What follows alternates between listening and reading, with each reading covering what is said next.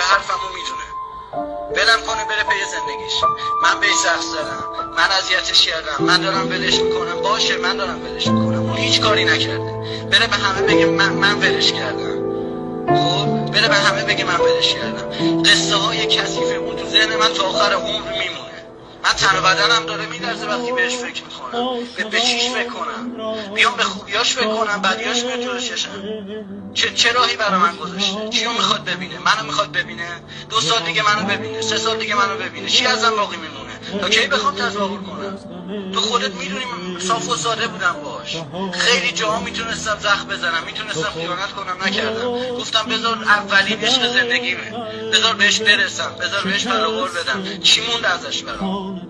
حرف آخرم هم همینه، ولم کنه بره. شکست قلب من جان